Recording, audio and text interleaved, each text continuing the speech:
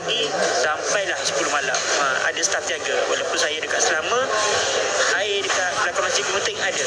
Bolehlah yang mana singgah nak rasa ke apa ke, boleh. Yang nak jumpa saya, timing saya macam tu lah hari ni. Dekat Selama. Pagi ni saya ada dekat belakang Masjid Kemuting sampai dalam pukul 12 gitu. Lepas tu saya akan ke Selama lah. Sampailah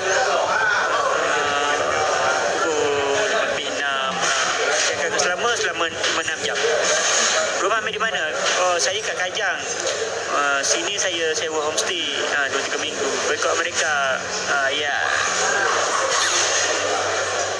Jadi itulah info-info untuk saya ini. Dekat Obi Bandar ini ada niaga, ada jet bandar. Ini paling ngam kat sini lepas Zohor.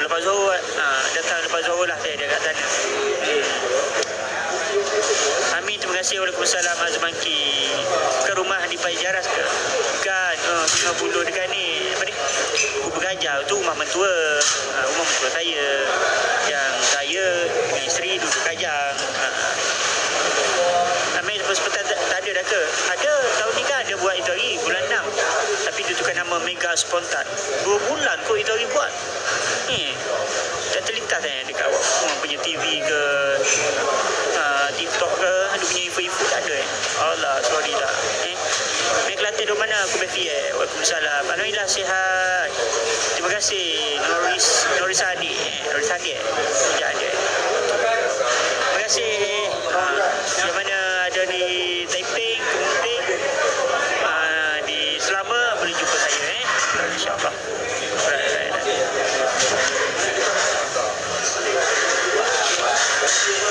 Berapa lah anggota kerajaan Amerika. Yelah, dia faham. Saya okey je. Ada mana berapa orang? Belum ada anak. Doa saya berniaga je. Terima kasih Red. Bukan ni rambut lah pipi dah tebal. Saya dah saya bukan pasal pipi tebal. Itu hari rambut saya kebal.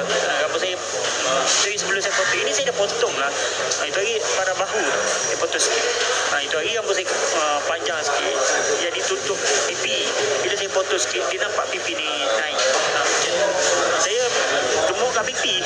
Saya gemuk pipi dulu baru dia keburu. Buat mulut bang. Tak suka lah saya mulut. Mungkin rezeki, amin. Saya kalau tapi saya okey lah, saya suka biasa-biasa. Mulut saya tak suka. Itu suka facial sangat. Sebab saya kalau rambut pendek lah, sebab saya tak suka pakai minyak rambut.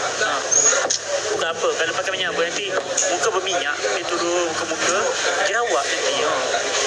Ambil rambut tukar lah style. Itu saya baru jawab sebab saya tak boleh. Saya tak suka pakai minyak rambut, nanti berjerawat. Alhamdulillah sihat, MotoGP.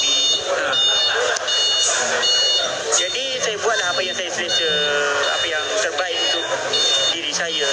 Saya tak boleh nak puaskan hati orang, mata orang, suruh buat tu buat ni kan. Sebab nanti yang kesannya kat saya sendiri.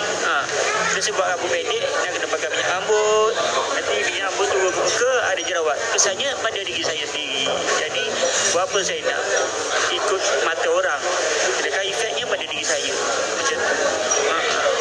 Samalah awak pun semua pun. Awak semua pun mesti buat yang terbaik untuk diri awak. Nak tahu.